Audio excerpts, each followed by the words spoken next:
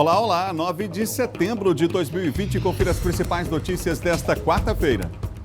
Perigo nas águas. Feriado registra afogamentos na capital e em cidades do interior do estado. Em Imperatriz, motoristas estão se adaptando a mudanças na velocidade máxima em lombadas eletrônicas e pontos com radar. Tribunal Superior Eleitoral define protocolo de saúde para as eleições. Trabalhadores vão receber 13º menor em 2020. Fique ligado na TV Difusora e tenha um bom dia, Maranhão.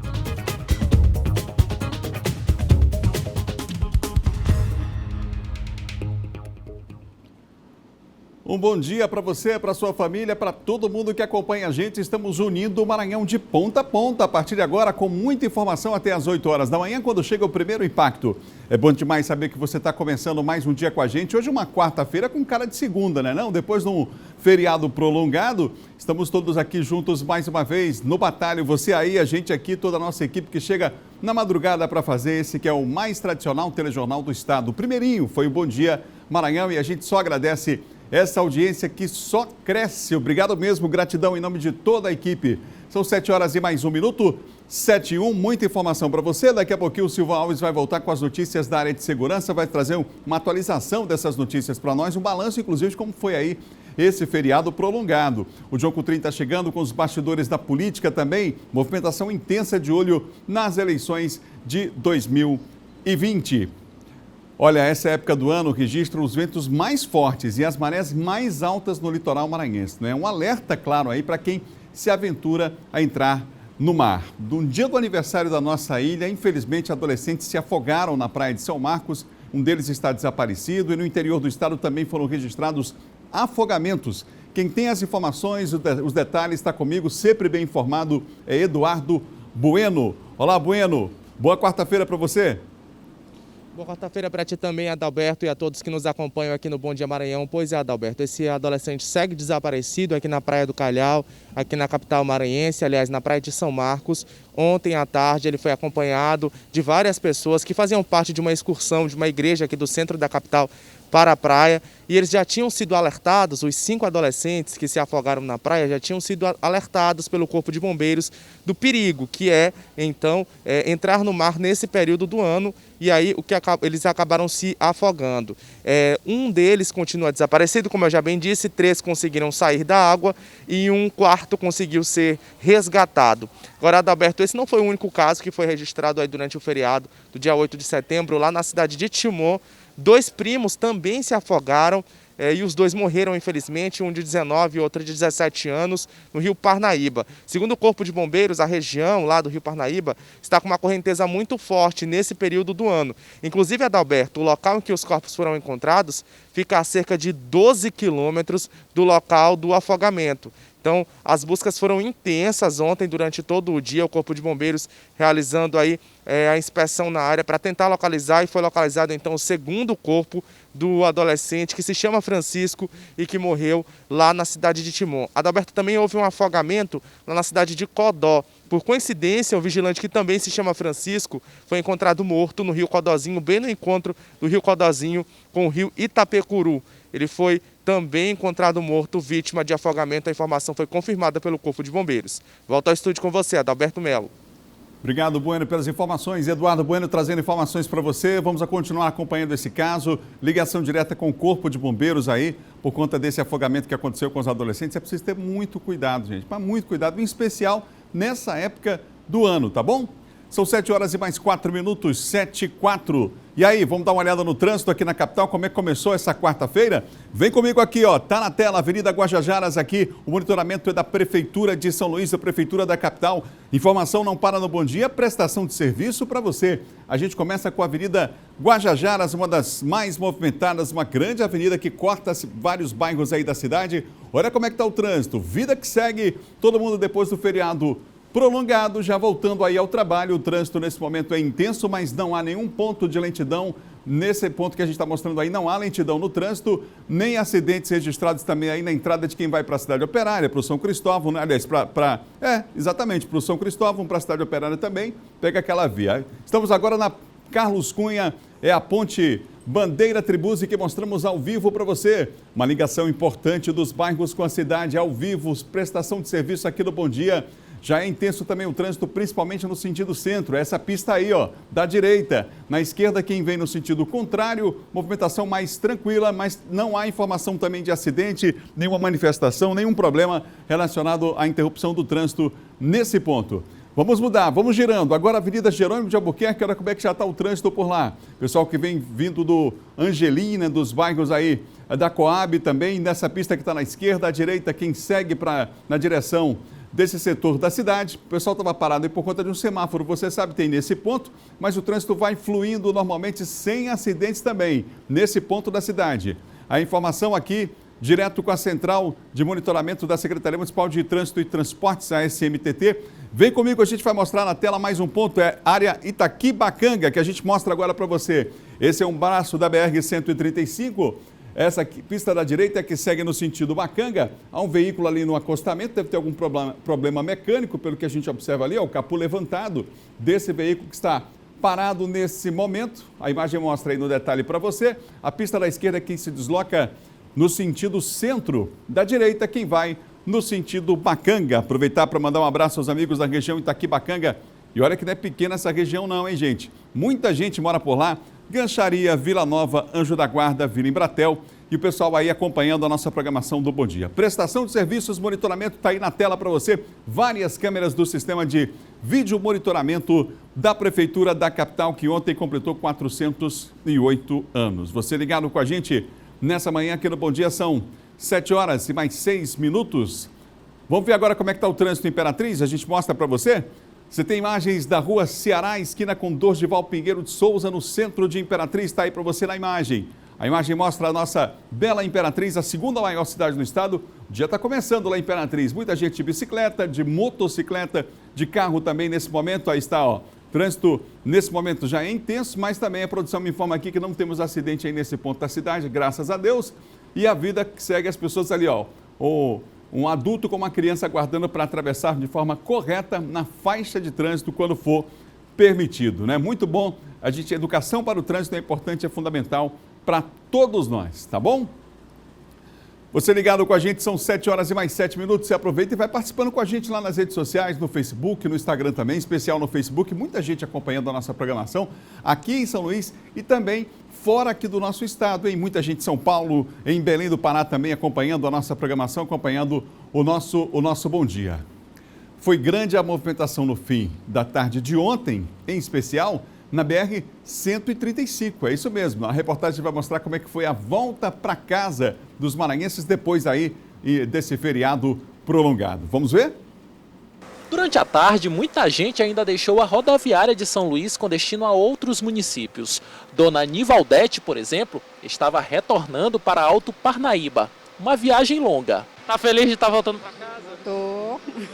Quem que você vai rever lá? Meus irmãos, meus patrões aí que eu moro com eles. Daqui para Alto Parnaíba é quanto tempo? Vou chegar de manhã em Balsas, aí de Balsas eu pego o ônibus para lá. Já o Paulo, depois de curtir o feriadão em Barreirinhas, voltou para a Açailândia somente nesta terça-feira. São Luís serviu como ponto de apoio, que eu estou aqui no apartamento da minha irmã, mas a viagem foi para Barreirinhas, passar o feriado lá. E não vai demorar a gente retornar aqui de novo não, para a gente aproveitar essas praias. Ao que parece, o número de embarques realizados na rodoviária de São Luís entre quinta-feira da semana passada e amanhã desta terça-feira superou as expectativas da administração do terminal. Mesmo diante dos protocolos de segurança recomendados, tendo como base evitar qualquer possibilidade de disseminação da Covid-19, algumas pessoas foram flagradas transitando pelo terminal sem máscara, item de proteção considerado essencial. Já na BR-135, o movimento de veículos pequenos e grandes entre o final da tarde e o início da noite desta terça-feira foi intenso. Sinal de que muita gente só resolveu voltar para casa na véspera de retomar a rotina de atividades. São 7 horas e mais 9 minutos, você ligado aqui no Bom Dia em todo o Maranhão. A gente agradece demais a sua audiência, viu? Aqui no Bom Dia, a gente continua falando sobre o trânsito, mostramos imagens ao vivo de Imperatriz, imagens ao vivo de São Luís, falamos da volta dos motoristas para casa E em Imperatriz, os motoristas estão se adaptando aí a mudanças na velocidade máxima, gente. Em alguns pontos de radar e em barreiras eletrônicas também a gente vai mostrar para você agora na reportagem. A velocidade permitida da sinalização eletrônica mudou em 28 pontos da cidade, nas vias que ligam os principais bairros. A medida foi planejada pela CETRAN com autorização do Conselho Nacional de Trânsito. Claro, pensamos em 60 km, porém foi feito um estudo que estava assim, numa margem de risco, poderia dar certo, algumas vias e outras não, para não confundir a cabeça do povo, em termos de uma é uma velocidade e a outra é outra, a gente decidiu colocar o meio termo. O sistema com radar de monitoramento de excesso de velocidade subiu de 40 km para 50 e nas lombadas eletrônicas mudou de 30 para 40 quilômetros, como este instalado na Avenida Bernardo Saião. Os condutores já estão se adaptando com a mudança da velocidade máxima permitida das vias. Eles ressaltam ainda a importância de respeitar a sinalização. Eu suponho que dá mais segurança, né? Porque a cidade precisa desse tipo de trabalho, né? Isso é para segurança. E uns obedecem, outros não, e assim cada um bota na cabeça de fazer o que quer. O objetivo da instalação de dispositivos eletrônicos é reduzir o número de acidentes. Segundo os dados da CETRAN, os acidentes em Imperatriz diminuíram quase 60% do início deste ano até agora, quando se compara com o mesmo período de 2019. Tem via que a gente reduziu 80%. Não sei nem te dizer quantas vidas a gente conseguiu salvar, mas o importante é isso. Esse é o nosso foco. O foco da Secretaria de Trânsito é diminuir.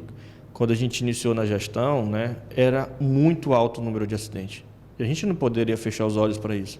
O que eu tenho certeza é que muitas vidas foram salvas e outras pessoas também deixaram de se machucar com um acidente de trânsito. São 7h12. É um conjunto, né, gente? Educação para o trânsito, todos, do pedestre, do motorista, a ação do poder público é fundamental, importante. Esse ano a gente teve um dado também que é preciso ser considerado, né? As pessoas ficaram parte do ano aonde? Em casa. Inclusive foi interessante, a gente entrevistou aqui o secretário de Saúde do Estado, dizendo da quantidade de acidentes, o número reduzido de acidentes em determinado período. Foi só liberarem o comércio, né, a cidade voltando aos poucos ao normal. Lá estão os leitos dos hospitais públicos em especial, tomados aí por pessoas por conta de quê? Acidentes de trânsito, né? Então isso, além de tirar a vida das pessoas, leva a um significativo volume de recursos aí para o Sistema Único de Saúde. Sai caro, né? Quer dizer, a vida das pessoas, claro, é um bem maior que nós temos, mas também há uma sobrecarga, às vezes, do próprio sistema de saúde e fora do custo que se tem com situações que poderiam ser evitadas se a gente fosse mais prudente no trânsito. Não é não? Você concorda? São 7h13. 7h13. Por falar em trânsito, foi aprovado pelo Senado um projeto de lei que amplia o prazo para a renovação da Carteira Nacional de Habilitação de 5 para 10 anos. O projeto também muda algumas regras para autuações. Quem já tem habilitação acha importante poder economizar e ter a garantia de passar mais tempo sem a necessidade de renovar o documento. E sem falar também a diminuição do custo com exames médicos que a gente faz a cada 5 anos, né? Esse é um projeto de lei aprovado pelo Senado Federal, que altera o Código de Trânsito Brasileiro, ampliando para 10 anos a validade da carteira de motorista. Isso dá uma redução de custo, porque sempre tem um custo, né, para a renovação, você paga algumas taxas. E é uma vantagem para o condutor, né? Para este instrutor de uma autoescola de Caxias, essa mudança é um incentivo para que novos condutores tirem a habilitação, documento que facilita até mesmo a entrada no mercado de trabalho. Pois tendo essa viabilidade, né, do prolongamento de renovação, atrai mais condutores, né? Mais novos condutores para essa formação. Através do projeto de lei 3.267/2019, a Carteira Nacional de Habilitação passará a ter validade de 10 anos para condutores com até 50 anos de idade. Hoje, a regra geral é de 5 anos de validade. A proposta também estabelece 5 anos para condutores entre 50 e 70 anos e 3 anos para condutores com 70 anos ou mais. O projeto do governo também prevê regras mais brandas para a retenção da carteira e exames toxicológicos. Para a suspensão da CNH, o número de pontos pode chegar a 40, o dobro do que é hoje. O Antônio, que você viu lá no início da reportagem, garante que em 12 anos como condutor habilitado, não cometeu nenhuma infração de trânsito. No trânsito, nós temos que ser complacentes uns com os outros, não sabe? O motorista apressadinho geralmente é o que mais comete infrações, né? Agora, quem respeita o trânsito, quem dá a passagem para o outro quanto necessário, né? Esse sim não corre risco nenhum de cometer infração. A frase é antiga, mas cabe sim. Seja paciente no trânsito para não ser paciente aonde? No hospital, no leito do hospital, né? São 7 horas e mais 15 minutos, 7h15. Olha, um dos pontos polêmicos dessa medida aprovada no Senado, foi alvo de críticas, inclusive, de vários senadores, está no trecho que aumenta o limite de pontos na carteira para suspensão do direito de dirigir. Atualmente, para suspender a carteira, são 20 pontos. O texto aumenta para 40 pontos no caso de condutores profissionais, independente do tipo de infração cometida. Para os demais condutores, estabelece critérios a depender aí do número de infrações gravíssimas cometidas. Vale lembrar que 97 pessoas, vou repetir, 97 pessoas morreram nas estradas brasileiras no feriado prolongado da independência. E, em geral, a experiência mostra, dos outros países inclusive, de que quanto mais você afrouxa a legislação, quanto mais você deixa livre a legislação, mais a gente tem um aumento aí dessas estatísticas em relação a acidentes, infrações e, infelizmente, número de mortes também. O Brasil continua sendo um país em que se mata muito no trânsito. No trânsito, por ano no Brasil, morrem mais pessoas do que várias guerras que a gente fica assustado quando vê aí, por exemplo, na mídia, né, a notícia. São 7 horas e mais 16 minutos, 7h16. Confira agora o nosso Giro de Notícias. O Instituto Nacional de Estudos e Pesquisas Educacionais Anísio Teixeira abriu edital para o cadastro de servidores do governo federal e professores das redes públicas de ensino estaduais e municipais para atuação nas atividades de certificação dos procedimentos do Exame Nacional do Ensino Médio 2020. Os interessados devem realizar o procedimento entre hoje, dia 9, até o dia 29 de setembro, no endereço certificadores.inep.gov.br ou no aplicativo do exame. Podem participar da seleção os candidatos que não possuem relação familiar de até 3º grau com inscritos no Enem 2020. O Ministério da Educação publicou no Diário Oficial da União o edital para bolsas remanescentes do Programa Universidade para Todos deste segundo semestre. Os interessados devem acessar o site do programa pela internet e fazer a inscrição entre os dias 15 e 30 de setembro.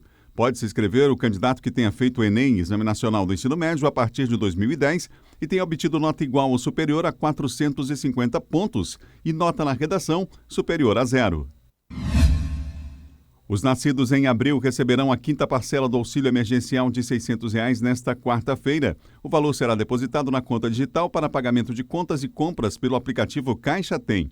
O pagamento desta prestação faz parte do ciclo 2. Esse grupo poderá sacar o auxílio em espécie dia 1º de outubro. Já os nascidos em maio terão acesso ao benefício no dia 11 de setembro. Pela primeira vez, os eleitores com deficiência visual poderão ouvir o nome do candidato após digitar o número correspondente na urna eletrônica. Trata-se do recurso de sintetização de voz, tecnologia que transforma texto em som e simula como se a máquina fizesse o papel de uma pessoa lendo o conteúdo de algum documento. Até as últimas eleições, a urna emitia mensagens gravadas que indicavam ao eleitor, com esse tipo de deficiência, o número digitado e o cargo para o qual estava votando. Daqui a pouquinho a gente vai falar sobre uma outra alteração em relação às eleições de novembro, no caso, o protocolo de saúde divulgado pelo Tribunal Superior Eleitoral. No próximo bloco, trabalhadores vão receber 13º menor por conta da pandemia. E mais, vem aí Silvan Alves atualizando os principais assuntos da área de segurança. Vai falar, inclusive, infelizmente, sobre um sargento que foi baleado ontem. A gente vai falar sobre o assunto já no Bom Dia. Um instante só, voltamos já.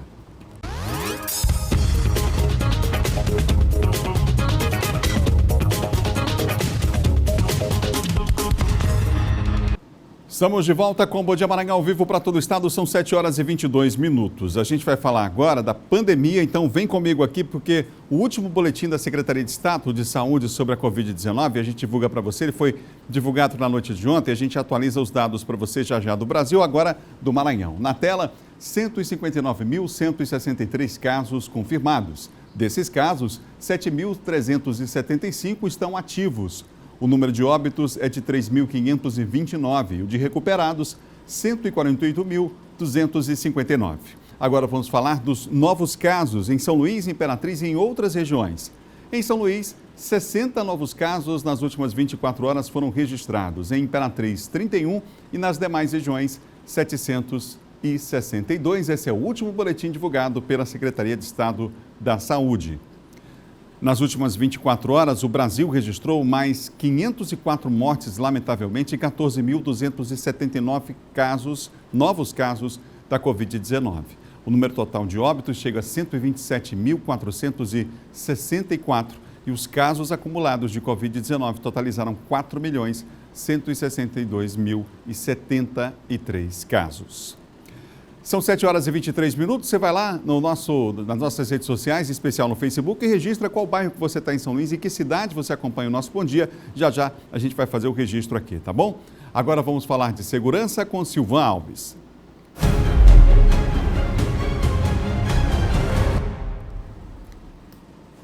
Bom dia para você, Silvan. Bom dia, Adalberto. Bom dia a todos. Silvan, vamos começar falando sobre esse caso do sargento que foi baleado, foi aqui na capital? Exato. O militar, segundo sargento J. Costa, ele é lotado no Batalhão de Turismo da Polícia Militar do Estado do Maranhão, estava na folga e foi abordado ali próximo a um supermercado no bairro da Coab por 2 indivíduos. Os 2 estavam armados, o militar teria reagido contra os 2 indivíduos e, infelizmente, acabou sendo baleado. No mês passado, nós tivemos 2 casos de tentativa de assalto, onde, infelizmente, também 2 militares foram baleados na região lá da Vila Quiola, um na semana passada na Vila Quiola, e o outro lá nas proximidades ali da DECOP, da Delegacia Especial da Cidade Operária. E agora, esse segundo sargento, que já passou por uma cirurgia e está aguardando agora o próximo boletim para que, caso haja condições, inclusive, o J. Costa ele possa ser transferido para o hospital dos servidores. A polícia fez busca no local, cercou a área, mas não conseguiu localizar os indivíduos aí. Silvan, um homem foi morto dentro de uma unidade da UPA. Onde foi? Lá em Chapadinha. A vítima, no caso o Romildo, horas antes de ter sido assassinado, ele tinha sido vítima de uma tentativa de homicídio na porta da casa dele, lá no bairro Santa Luzia, que fica na região lá de Chapadinha, e aí foi levado, conseguiu sobreviver, correu baleado, foi levado para a unidade de pronto atendimento lá daquela cidade, e lá, quando ele já tinha recebido os procedimentos médicos, inclusive já estava na enfermaria, quando de repente o indivíduo entrou pela porta dos fundos da UPA, né? Vem a questão da segurança desse prédio da UPA lá em Chapadinha. O indivíduo entrou pela porta dos fundos, procurando pelo Romildo, e aí quando chegou, acabou executando ele praticamente dentro da unidade com 4 tiros. O que chama atenção também é que depois do crime, o indivíduo saiu pela porta da frente, entrou pelo fundo, saiu pela porta da frente e foi resgatado em um veículo de cor preta que já estava aguardando ele lá na saída da unidade de pronto atendimento lá da cidade de Chapadinha. A polícia já está investigando o caso, já recorrendo inclusive à imagem de câmera de segurança para identificar quem seriam os autores do crime e as pessoas que estão envolvidas aí nessa execução. Obrigado, viu, Silvan? Até amanhã. Ok, até amanhã. Bom dia a você, bom dia a todos. Silvan Alves, que apresenta o Bandeiradões de segunda a sexta aqui na TV Difusora, no feriado, inclusive, estava aqui, trabalhando, é verdade. 7h26 agora, você ligado com a gente aqui no Bom Dia Maranhão. De São Luís, agora nós vamos ao vivo para a região dos Cocais. Vamos lá para Caxias agora, vamos com Raquel Souza, que tem informação para nós. Ô Raquel, bom dia para você. Hoje tem mudança aí no comando da Polícia Militar em Caxias, é isso? Olá, bom dia para você, Adalberto. Bom dia a todos que nos acompanham. Isso mesmo, continuando falando de segurança, acontece hoje em Caxias a partir das 2h30 da tarde, no auditório do Colégio Militar Tiradentes 4, no bairro Coab, a solenidade de passagem de comando do 2º Batalhão de Polícia Militar. Após 34 anos de carreira militar aqui em Caxias, né, aliás, em todo o estado, antes coronel Jurandir de Souza Braga, ele foi promovido agora a coronel. E a gente sabe aí que coronel não pode ficar à frente de comando. Então, com a mudança de patente, ele fica agora à frente do comando de policiamento da área do interior 4. O 2º BPM passa agora a ser comandado por Major Daniel Kraieski Pires Lages. Durante a cerimônia, será divulgado também o nome do subcomandante. Estarão presentes na cerimônia o secretário de Segurança Pública do Maranhão, Jefferson Portela, O comandante-geral da Polícia Militar do Maranhão, o coronel Pedro de Jesus Ribeiro dos Reis, e várias outras autoridades militares do estado. O ex-comandante do 2º BPM de Caxias, coronel Jurandir Braga, com formação na Academia de Polícia Militar de Barro Branco, no estado de São Paulo, prestou serviços aí em várias cidades aqui do estado, como São Luís, inclusive, Imperatriz, em Caxias por 2 vezes, Bacabal e Codó também por 2 vezes. Lembrando, Adalberto, que uma das propostas do novo comandante é continuar a desenvolver os trabalhos aí do comandante anterior. Adalberto. Obrigado, viu, Raquel, pelas informações. Você viu aí o levantamento da Polícia Rodoviária Federal, né? Na região dos Cocais, muitos acidentes também, em especial na região tocantina, né? Muitos acidentes com morte, mas principalmente motocicletas. Esse é um problema sério aí no leste maranhense, não? Pessoas que pilotam, por exemplo, motocicleta sem capacete, sem um devido cuidado, né, Raquel? Exatamente. Inclusive, esse foi um dos alvos, né, da fiscalização da Polícia Rodoviária Federal, principalmente aqui na região leste do estado. Acredito, na verdade, que em todo o estado, fiscalização a motociclistas. A gente viu aqui em Caxias 3 óbitos por conta, 2 deles por conta desse fato de motociclistas ou estavam sem capacete ou cometeram imprudência, né, na verdade, pelas ultrapassagens. Enfim, é um problema realmente que acaba se tornando muito sério. E, inclusive, Adalberto, a gente verifica que a Polícia Rodoviária Federal leva em consideração aqueles motociclistas que andam sem habilitação e que acabam aí conduzindo passageiros sem capacete. Enfim, a imprudência aqui é muito alta nesse sentido ainda. Muito obrigado, Raquel. Bom dia a todos aí na região dos Cocais, viu? Nossa Raquel amanhã está de volta. Está de volta amanhã com a gente aqui no Bom Dia. São 7h29. Vamos falar de um outro perigo. Uma brincadeira saudável e tradicional pode ser ao mesmo tempo realmente perigosa se alguns cuidados não forem tomados. A gente está falando do hábito de empinar papagaios ou pipas. Vamos ver. Nos finais de semana e feriados, o local fica tomado por pessoas que vêm na intenção de curtir a brincadeira, que tem se mantido atravessando gerações. Mas reparem que o comportamento de alguns adeptos pode oferecer riscos. Crianças que caminham e até correm pela marquise do estádio, no intuito de recuperar as pipas, e não se dão conta do perigo de quedas. A situação tem sido motivo de preocupação para quem realiza competições da brincadeira no complexo em que está inserido o Estádio Castelão. Além de não ser uma responsabilidade nossa, a gente está tentando, estamos conscientizando eles que pode ocorrer algum tipo de acidente. Então, a gente está batalhando para que não venha acontecer esse tipo de coisa, eles subirem na marquise para evitar um acidente com eles. Outra situação que põe em risco a vida dos praticantes e até de quem não tem nada a ver com a brincadeira é o cerol que é passado nas linhas. A substância, que é feita à base de vidro e se torna altamente cortante, pode até matar. Mas, de acordo com o presidente da Associação dos Pipeiros do Maranhão, no espaço, o uso do cerol não é permitido. Aqui se usa a linha esportiva, somente aqui nesse espaço.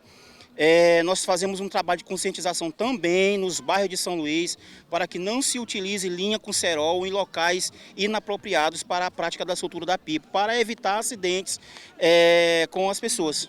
Sem dúvida, soltar pipas é muito divertido, mas é necessário se cercar de todos os cuidados.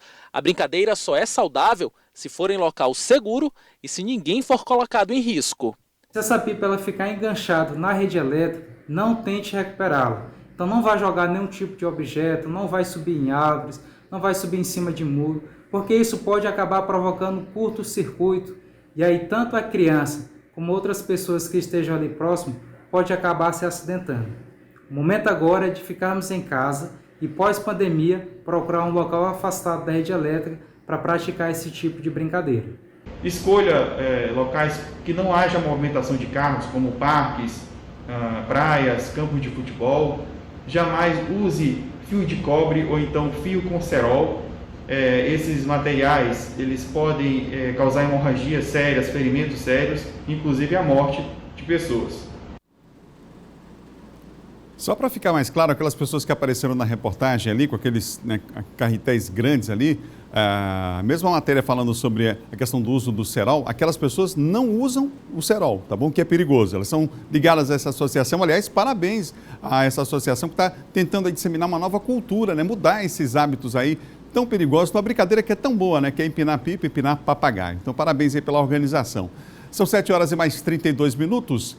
Esse ano, por conta da pandemia, alguns trabalhadores devem receber o 13º aí menor. Quem fala para nós sobre o assunto é Eduardo Ericeira, que está comigo. Oi, Eduardo, bom dia. Olá, Adalberto. Muito bom dia a você, bom dia a todos que acompanham o Bom Dia Maranhão. Uma notícia nada boa aí para os trabalhadores, principalmente aqueles que tiveram aí a jornada de trabalho suspensa por conta aí da pandemia provocada pelo novo coronavírus ou mesmo redução na carga de trabalho. Vale lembrar que isso foi permitido aí de acordo com uma medida aí provisória que foi editada pelo governo federal, tanto a suspensão do trabalho, da jornada de trabalho, quanto a redução aí da carga dos trabalhadores brasileiros ou de parte dos trabalhadores brasileiros, e isso foi uma medida aí para tentar minimizar os impactos negativos trazidos pela pandemia do novo coronavírus na questão econômica, na questão trabalhista, mas que vai sentir o efeito negativo no pagamento do 13º salário. Essa medida aí que deve afetar, como eu disse, principalmente aquelas pessoas que tiveram os contratos de trabalho suspenso. Muitos trabalhadores terão aí a infeliz surpresa na hora do pagamento, isso porque o período em que tiver o contrato suspenso não será computado, o que poderá reduzir o valor do 13º salário se não trabalhou ao menos 15 dias de cada mês. A suspensão do contrato, que é uma paralisação da prestação do serviço, não obriga o empregador a pagar os salários do período estabelecido, e isso se estende também para o 13º salário. A suspensão de contratos e redução de remuneração e jornada por até 6 meses foram permitidos, aí a gente lembra, por meio do Programa Emergencial de Manutenção do Emprego e de Renda. A gente fala aqui sobre a questão do cálculo do 13º, que considera o valor do salário do mês em que o benefício é recebido, dividido por 12, quantidade de meses do ano, e multiplicado pelo número de meses em que o trabalhador prestou serviço por mais de 15 dias. Com certeza, muitos trabalhadores não prestaram serviço aí pelo prazo de 15 dias durante o mês, por conta dessa redução da jornada de trabalho, se for contabilizado num todo, por conta dessa medida provisória editada pelo governo federal, e como a gente disse, isso vai impactar negativamente. Até o dia 31 de agosto deste ano, segundo dados aí do Ministério da Economia, mais de 7 milhões de brasileiros tiveram os contratos suspensos, quer dizer, os contratos de trabalho por conta aí da pandemia. Esses mais de 7 milhões de brasileiros certamente terão uma notícia nada boa aí, terão a redução do valor do 13º salário no pagamento. Essa situação é ainda pior para quem já recebeu a primeira parcela. A gente sabe que muitas pessoas já tiveram o pagamento da primeira parcela e nessa segunda parcela terão aí essa redução do 13º salário, inclusive com aquela redução que já é prevista, reduções por questões contratuais, por questões trabalhistas e ainda mais pela redução da carga de trabalho. Então, esse pagamento desse 13º, para quem já recebeu a primeira parcela, deve ser ainda menor. A gente pega como base, Adalberto, só para exemplificar aqui para as pessoas que tiveram a suspensão ou a redução da jornada de trabalho, pessoas que recebem, por exemplo, um salário de R$5.000. Boa parte dos trabalhadores brasileiros não recebe esse valor, mas só para exemplificar para as pessoas, um trabalhador hoje brasileiro que recebe cerca de R$5.000, isso salário mensal, que teve aí a suspensão, a redução da carga de trabalho, pode chegar a receber de 13º salário com toda essa redução, com toda esses gastos que são retirados por conta dessa redução da jornada de trabalho, até R$4.116. Quer dizer, era para receber R$5.000 até R$5.000, pode chegar a receber até R$4.116, uma redução quase de R$1.000 no pagamento do 13º salário. Então isso vai impactar trazer um impacto muito grande negativo para as pessoas, para os trabalhadores brasileiros, por conta dessa medida provisória na questão do pagamento do 13º salário. A gente volta com você, Adalberto Melo. Obrigado, Eduardo Ericeira, pelas informações. Portanto, o impacto aí, né, gente, significativo, já que o 13º também representa muito em relação às próprias vendas de fim de ano, o comércio também vai sentir. São 7 horas e mais 36 minutos. De São Luís, a gente vai agora para a região Tocantina. Vamos para Imperatriz agora. Quem está me esperando aqui é o Marcelo Júnior. Ô Marcelo, qual o destaque de hoje? Bom dia para você, Adalberto. Bom dia para quem assiste o Bom Dia Maranhão, ligado na TV Difusora em todo o estado. O destaque de hoje, Adalberto, é na área da segurança pública, porque ontem à noite houve uma manifestação dos motoristas de aplicativo aqui na cidade de Imperatriz pedindo ao aparato do sistema de segurança aqui na cidade uma atenção especial para a investigação de uma tentativa de homicídio que ocorreu na noite de segunda-feira. Um motorista de aplicativo foi atacado, ele recebeu uma facada e, em decorrência dessa facada, ele está internado na unidade de terapia intensiva do Hospital Municipal Socorrão. A bronca aconteceu na noite de segunda-feira. Um grupo de passageiros deste transporte por aplicativo entrou no veículo e, ao chegar no ponto final da corrida, que foi na região do bairro Beira Rio, aqui na cidade de Imperatriz, o motorista não tinha o troco certo para devolver a estes usuários. Era um grupo de 5 pessoas, 4 menores e um maior de idade. O maior de idade acabou se aborrecendo, houve uma discussão lá naquele momento e ele desferiu uma facada contra o motorista. O motorista sofreu um grave corte na região do pescoço, conseguiu sair do local ali da onde houve essa ocorrência e de lá buscou um atendimento médico. Internado às pressas, passou por cirurgia na madrugada de ontem e está internado na unidade de terapia intensiva. Por isso, os motoristas de aplicativo, ontem à noite, foram para a frente da Delegacia Regional aqui de Imperatriz e fizeram uma manifestação pacífica, cobrando dos órgãos de segurança pública aqui da cidade uma atenção maior, uma investigação mais apurada com relação a esse caso. O motorista que acabou sofrendo essa agressão aqui na cidade de Imperatriz é o Eduardo Silva Oliveira. E o principal suspeito de ter cometido esse crime é Igor Silva. A polícia está em campo fazendo um vasto trabalho de investigação, de apuração, justamente para efetuar a prisão deste suspeito de ter cometido a facada. Para encerrar o destaque, o Eduardo Oliveira está internado na unidade de terapia intensiva aqui na cidade de Imperatriz. O quadro é estável, mas requer uma atenção especial. Adalberto. Obrigado, Marcelo. Bom dia para todos aí na região Tocantina. Ligaram com a gente aqui nas redes sociais, no Facebook, o Miguel Luz do Carmo está em Brasília, parabenizando toda a equipe aqui do Bom Dia, acompanhando a nossa programação. No próximo bloco, o Tribunal Superior Eleitoral define protocolo de saúde para as eleições municipais. Vem aí Diogo Coutrin também falando sobre os bastidores da política. Tudo isso depois do intervalo, tem a agenda dos pré-candidatos à Prefeitura de São Luís também. Tudo isso já já, são 7h39, nós voltamos em instantes.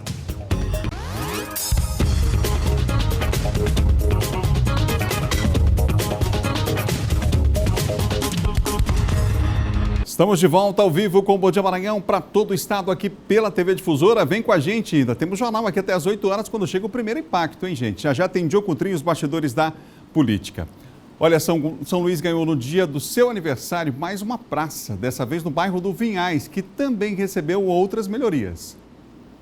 A boa música é sinal que o clima é de festa. E não é para menos. 8 de setembro, aniversário de São Luís. E na data, a capital maranhense foi presenteada com mais uma praça. São Luís completa 408 anos, aniversário da cidade, como presente, muito trabalho, muitas obras. Nós já estamos entregando mais 3 praças aqui na área do Vinhais e durante todo o mês de setembro nós temos aí uma grande programação com grandes entregas de obras importantes em comemoração e em lembrança ao aniversário da cidade. O programa São Luís em Obras que tem levado ações da zona rural ao centro da cidade. A praça foi entregue no Vinhais, mais uma das várias que foram revitalizadas no bairro. Depois da vinda do asfalto, da urbanização dessa área, a gente entra urbanizando 15 espaços nessa região do Vinhais, de um total na cidade de São Luís que supera 130 espaços urbanizados. Então é o maior programa de urbanização de espaços públicos da cidade de São Luís. O nome da praça é uma homenagem a José de Jesus Gomes Saraiva, morador do bairro, que faleceu no ano de 2015. A filha conta que foi ele quem começou a montagem da praça. E a homenagem foi motivo de gratidão para a família. Ele sempre cuidava muito, ele quem zelava muito pela praça, juntava a comunidade para cuidar, né, preservar, porque apesar de ser bem público, o bem é nosso, né? O sentimento que nos atinge hoje é felicidade e gratidão. A gente é muito grato pelo reconhecimento. A praça conta com bancos e iluminação novos, acessibilidade, equipamentos para atividades físicas, novo paisagismo e calçadão. Além da Praça Saraiva, outras 2 praças foram entregues no aniversário de São Luís. Professor Pedro Ratiz e Aelso Moreira e Praça Maria da Conceição. No mês passado, um conjunto de 11 praças já havia sido entregue aqui no Vinhais. Além disso, o bairro foi contemplado com 16 quilômetros de asfalto, o que melhorou a mobilidade urbana aqui no Vinhais. É uma região que foi bastante beneficiada e tenho dito por onde passo, na verdade, todas as áreas da cidade hoje têm um volume muito grande de investimento de obras por parte da Prefeitura de São Luís. São 7 horas e mais 45 minutos. Agora nós vamos falar de eleições 2020.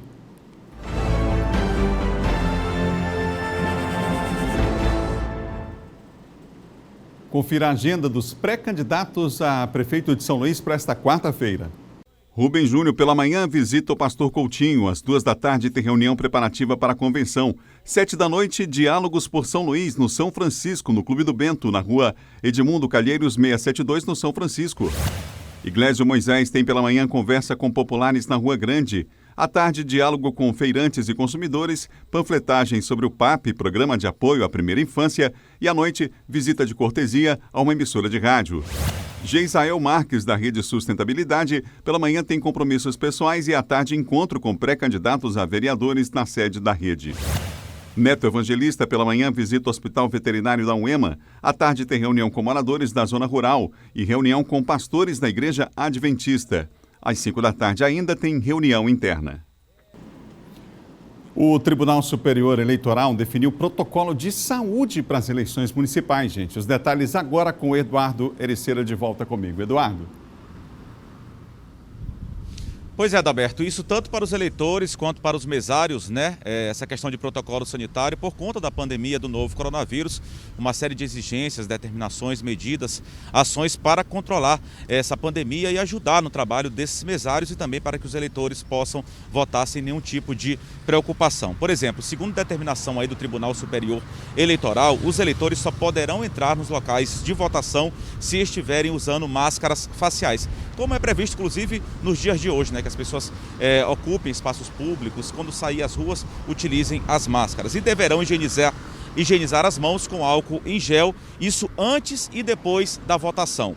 Devem higienizar as mãos com álcool em gel. A distância de 1 metro entre as demais pessoas, isso tanto as pessoas na fila de votação quanto ao entrar nesses locais de votação, nas salas que forem disponibilizadas, manter essa distância de 1 metro também para os mesários. Para os mesários também, a disponibilização aí de álcool em gel e também que eles mantenham essa distância de 1 metro enquanto estiverem trabalhando e também álcool 70 para higienizar as superfícies aí que estiverem em contato. 9 empresas privadas ajudaram aí na distribuição de máscaras, protetores faciais, também álcool em gel que foram conseguidos aí para ajudar no trabalho da Justiça Eleitoral. A gente lembra que o primeiro turno das eleições, ele aconteceria em outubro, nos dias 4 e 15 de outubro, mas foi transferido para os dias aí 25 e 29, dia 4 de outubro para 15 de novembro, o primeiro turno, e para o dia 25 de outubro, para o dia 29 de novembro, o segundo turno. Isso aí foi aprovado justamente para dar mais tempo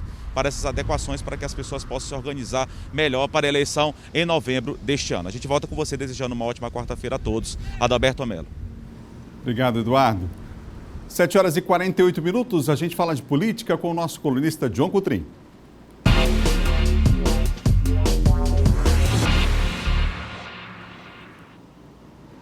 Olá, John, bom dia para você. Bom dia, Adalberto, bom dia a todos. Bom, vamos em frente, John. A gente fala agora sobre, primeiro, em Codó, né? O prefeito Francisco Najib, ele desistiu da reeleição e vai apoiar um outro candidato, é isso? É isso. Reviravolta na cidade de Codó. Só antes, Adalberto, ainda na fala do Eduardo, só destacando que nas eleições deste ano, você terá que levar sua canetinha, né? Levar sua caneta, já que não vai ter sistema biométrico. E isso é um detalhe importante. E também, né, você vai apresentar os documentos sem ali ter nenhum tipo de contato com os mesários. Isso é um detalhe importante também aí em relação às eleições deste ano. Caneta azul? Caneta azul. Pode ser, né? Azul ou preta, né? Pode ser, caneta azul ou preta. Cabe. Exatamente. Bom... Agora vamos falar em Codó. Vamos lá em Codó. Em Codó, para situar os nossos telespectadores. Lá em Codó, o pré-candidato era o Francisco Najib. Francisco Najib é o atual prefeito e tinha todo o direito de reeleição, certo? E ele era pré-candidato à reeleição até ontem. Só que o grupo decidiu, Adalberto, mudar o candidato. Não vai ser mais o prefeito Francisco Najib, que é do PDT, e será um outro pedetista, que é o deputado Zito Rolim, que já foi prefeito da cidade de Codó. E nós temos aí, inclusive, aí como foi essa reunião que participou o senador Everton e várias lideranças políticas. Eles anunciam aí como foi, né, essa conversa, esse diálogo. Vamos acompanhar esse vídeo. Meus amigos, nós estamos aqui em Codó com o prefeito Francisco Najib, com o deputado Zito Rolim e todo o nosso grupo político, os vereadores, vereadoras, secretários, o presidente estadual do DEM, deputado Juscelino, deputado estadual e secretário de Desenvolvimento Social Nacionais, e deputado estadual Glaubert Coutrinho, deputado estadual Rafael Leitor, todos aqui participando de um momento importante do PDT e do grupo político do Codó. O prefeito Francisco Najib, atendendo o nosso pedido, vem dar um gesto público de abrir mão do seu direito à reeleição para apoiar o Zito Rolim, que será o próximo prefeito de Codó. Assim, o Francisco Najib, a partir de janeiro, começa a rodar o Maranhão, fortalecendo ainda mais o projeto do PDT em todo o estado e, sem dúvida nenhuma, aqui em Codó. Vamos juntos? É 12! Isso aí, Adalberto, para concluir. Primeiro que o Zito Rolim é muito bem avaliado na cidade de Codó, já foi prefeito 2 vezes, e ele entra na disputa porque ele agrega mais, né, e tem mais popularidade, aprovação na cidade. Então, não que o prefeito Francisco Najib, ele liderava as pesquisas, mas o Zito Rolim tem mais condições, né, de unir o grupo e de vencer as eleições na cidade de Codó por conta da sua aprovação e dos mandatos que fez na cidade de Codó. O John, o ex-presidente José Sarney falou que não participou da escolha do MDB em relação a candidato para a Prefeitura de São Luís? Pois é, o ex-senador José Sarney deu uma entrevista e ele diz o seguinte, que, abre aspas, não tem nenhuma responsabilidade na escolha do MDB aqui em São Luís. Ou seja, que o candidato dele é o neto Adriano Sarney. Pois então, o candidato do Sarney em São Luís é o Adriano Sarney, segundo o próprio ex-senador José Sarney em entrevista ontem. Né, ele falou que o Adriano é mais bem preparado, né, se preparou, se capacitou para essa função. Então, o apoio aqui em São Luís do senador ex-presidente José Sarney é ao Adriano Sarney. O Duarte anunciou vice da chapa. Anunciou a sobrinha do deputado federal Josimar de Maranhãozinho, né, a Fabiana Vilar, ex-secretária da Sagrima, né, Agricultura, do estado do Maranhão, será a companheira de chapa dele. Né? Muitos questionaram, Adalberto, muitos colocaram aí, porque o Duarte divulgou recentemente nas redes sociais que era contra, né, filotismo, né, o filotismo. E aí a indicada vice dele é justamente a sobrinha do deputado federal Josimar Maranhãozinho, que, portanto, passa a ser o patrono e assume aí a candidatura do Duarte Júnior aqui em São Luís. Obrigado, John. Até amanhã. Até amanhã. John Coutrinho, nosso colunista de política aqui do Bom Dia, pessoal. Vamos em frente, vamos ver como é que vai ficar o tempo hoje em algumas cidades aí aqui na capital também. E a gente começa com Imperatriz. Hoje, imagens do clima ao vivo para você.com. Lá em Imperatriz, a gente vai mostrar já aqui na tela. Por lá, Imperatriz, na segunda maior cidade do estado. Hoje, céu claro a parcialmente nublado, hein? Ausência de chuva é previsão hoje para Imperatriz também. Hoje lá em Imperatriz, portanto, temos essa previsão e agora temos as imagens ao vivo. A temperatura mínima lá é 24 graus e a máxima 38 graus. Imagens em tempo real a gente tem agora aí, ó, no clima ao vivo. Bela imagem aí do rio Tocantins banhando esta cidade aí próspera que é Imperatriz. Eu repito, a mínima 24 graus para hoje e a máxima 38 graus. Previsão para hoje em São Luís, pessoal, é de predomínio de poucas nuvens e ausência de chuva. Em São Luís, a mínima é de 25, a máxima é de 33 graus. A gente tem imagens aí do bairro da Areinha, ali próximo ao Tribunal Regional Eleitoral. Essas são imagens ao vivo da capital, algumas nuvens aí no céu. Você percebe, o dia já começou aqui em São Luís, o sol já está brilhando, a temperatura lá em cima. Repito, mínima de 25 graus e a máxima é de 33 graus para essa quarta-feira com cara de segunda. Não está com cara de segunda hoje? Tá, depois desse feriado prolongado. Inclusive ontem aqui eu estava me confundindo, chamando a terça de segunda-feira. Quem mandou dar folga na segunda, né, para o apresentador. Aí na terça virou segunda. Mas enfim, quarta-feira, essa semana vai voar, vai passar bem rápido, com certeza. Com certeza. Imagens ao vivo de São Luís você tem nessa manhã de quarta-feira. Agora, mais uma vez, imagens do climaalvivo.com. Na tela, o município de Açailândia, recebendo o nosso abraço. Imagens em tempo real. Hoje, aqui em Açailândia, sol o dia todo, sem nuvens no céu, hein? Noite de tempo ainda aberto, sem nuvens. Está na tela a mínima e a máxima. A mínima de 23 e a máxima de 39 graus. E o nosso especialista em meteorologia aqui, nosso Eduardo Bueno, está dizendo que está cheio de nuvens lá no céu. É verdade, Eduardo, tem toda a razão. É por isso que o nome é previsão, não é não? Previsão. E não precisão, bem lembrado. Mas aí tá, a gente tem imagens em tempo real, por isso que é legal a gente dar a previsão e mostrar também imagens em tempo real. Aí, portanto, a Açailândia recebendo o nosso abraço nessa manhã. Você ligado aqui no Bom Dia, hoje quarta-feira, e você ligado com a gente até às 8, tem muita informação no nosso Bom Dia Maranhão, hein? Bom, aqui no Bom Dia a gente mostrou para você Imperatriz, São Luís, Açailândia e tem mais 3 cidades para a gente dar a previsão hoje aqui em São Luís do Maranhão, tá bom? A gente vai falar agora da previsão do tempo lá em Caxias e mais 2 cidades. Pinheiro, vamos começar com Caxias. Caxias predomina o céu parcialmente nublado a claro e ausência de chuva, hein, gente? A mínima é de 22, a máxima de 37 graus e é muito quente, 37, não é não? Na Baixada Maranhense, Pinheiro com céu parcialmente nublado a claro, ausência de chuva, mínima de 24, máxima de 34 graus.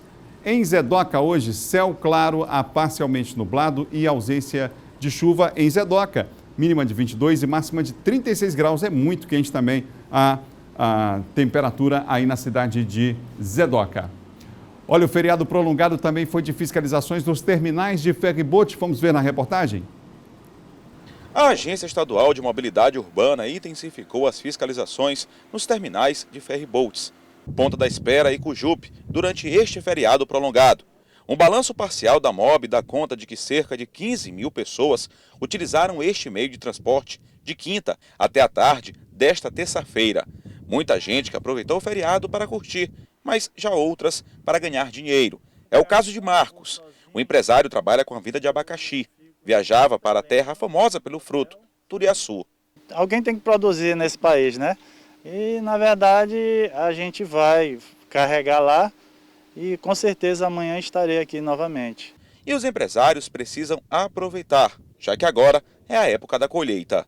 A rotina é essa, carregou, veio, vendeu, carregou de novo, é só vai e volta. As viagens vêm ocorrendo de forma tranquila, apesar da grande movimentação de passageiros. A presença de agentes da MOB e de outros órgãos de fiscalização tem o objetivo de coibir infrações como a superlotação das embarcações e orientação de tráfego.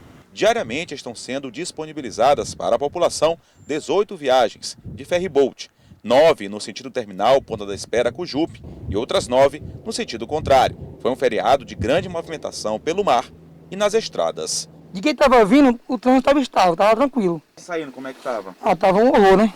Como sempre, né? Sempre tem um engarrafamento de 10 quilômetros para frente, sempre tem. Após o feriado prolongado, serão inseridos mais 4 horários de viagens, totalizando 22 viagens diárias, 11 em cada sentido. Terminal Ponta da Espera Cujupe, Cujupe Terminal. Bom Dia fica por aqui, a gente volta amanhã. Fique com imagens de Imperatriz para encerrar o Bom Dia de hoje. Amanhã a gente se encontra às 7 depois do Bandeira 2. Tchau, tchau.